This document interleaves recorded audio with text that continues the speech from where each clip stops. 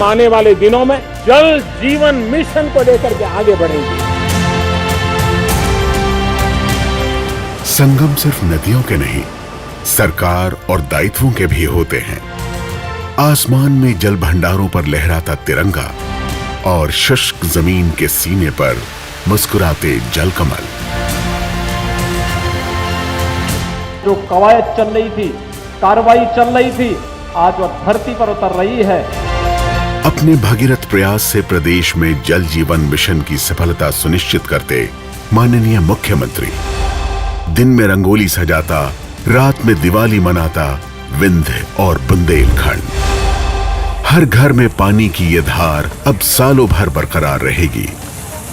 यही तो है सबका साथ, सबका विकास।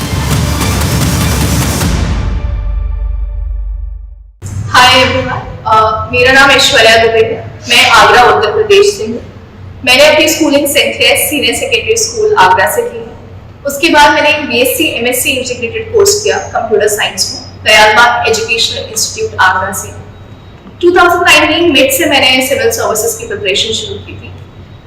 तो मैं यहाँ पे आज आपको जो यूपीपीसीएस का प्रीलिम्स है 2023 का, और 14th में, तो ऑलमोस्ट हमारे पास 15 डेज बचे हैं। तो लास्ट 15 डेज की स्ट्रैटेजी क्या होनी चाहिए, मैं आपके साथ वो शेयर करना चाहती हूँ। तो आई थिंक लास्ट 15 डेज बहुत प्रेशर वाले दिन होते हैं, और एक पॉइंट होता है जब आप सिचुएशन रीच कर चुके होते हैं कि ऑलरेडी आप बहुत पढ़ रहे होते हैं। तो आई थिंक ये वो टाइम है जहाँ पे आप कुछ नया नहीं पढ़ना है, क्योंकि एटलीस्ट नया पढ़ने के लिए आपको 3 या 4 रिविजन देने पड़ते हैं, तब वो आपको याद होता है।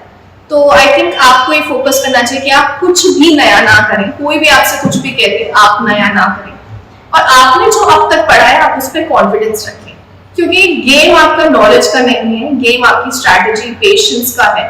तो ये ही टाइम है आपको उसको डेवलप करने का। तो ये 15 डेज में सबसे पहले आपके जो कोर सब्जेक्ट्स हैं, जैसे हिस्ट्री है, पॉलिटी है, इकोनॉमिक्स है, ज्योग्राफी है, आप इनको एक बार या एटलीस्ट 2 बार रिवाइज कर लीजिए। और उसको जब आप रिवीजन करते हो तो आपने जो नोट्स बनाए हैं अगर आप उनसे करो, तो आपने जो बुक्स रेफर की थी आप उनसे रिवीजन करें। नेक्स्ट है करंट अफेयर्स। तो करंट अफेयर्स अगर आपने पहले से पढ़े हैं तो आप उन्हीं करंट अफेयर्स को सिर्फ रिवाइज करो। आपको नए करंट अफेयर्स पढ़ने की इसमें 15 दिन में जरूरत नहीं है। मेरा जब फर्स्ट प्रीलिम्स नहीं हुआ था तो मेरे से यही गलती हुई थी कि एंड के 15 डेज में मैंने करंट अफेयर्स रिवाइज नहीं किए थे। पहले मैंने इकट्ठे सारे साल भर के करंट अफेयर्स रिवाइज करने की कोशिश करी, और फिर उसकी खिचड़ी बन गई और मैं वहां पे कुछ नहीं अटेम्प्ट नहीं कर पाई, और कभी कभी आते हुए क्वेश्चंस भी गलत हो गए। तो इसलिए आप कुछ नया मत करो। अगर आपने करंट अफेयर्स पहले से जो पढ़ रखे हैं आप सिर्फ उनको रिवाइज करो 2 बार 3 बार, जितना भी फीजिबल हो आपसे, और एक लिंक कोशिश करो। आई थिंक करंट अफेयर्स अगर आपने नहीं भी किए तो it's not time to panic. 70 to 60% questions जो हैं आपके कोर से होते हैं, और आप उतना ही कोर अपना रिवाइज कर लेते हो तो अभी आपका बिल्कुल क्लियर होगा। नेक्स्ट थिंग जो आपको फोकस करनी है इज टाइम मैनेजमेंट। तो आप अपनी स्ट्रैटेजी और अपनी टेस्ट सीरीज लगाई है, ये आप इस समय टेस्ट सीरीज बिल्कुल ना लगाएं। जो आपने अब तक लगाई है आप उनको रिवाइज करें, उसमें आइडेंटिफाई करें कि आपकी कौन सी स्ट्रैटेजी वर्क करी थी, उस स्ट्रैटेजी पे वर्क करें। आप टाइम देखें, कितने टाइम में, कितने गो में, कितने क्वेश्चंस आपको अटेम्प्ट करने हैं। ये स्ट्रैटेजी 15 दिन में आपकी फॉर्मुलेट होनी चाहिए।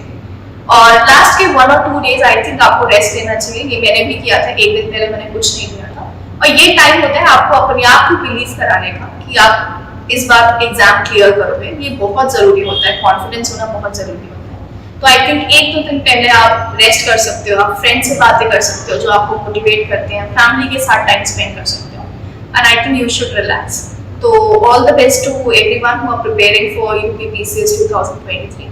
I wish you all luck.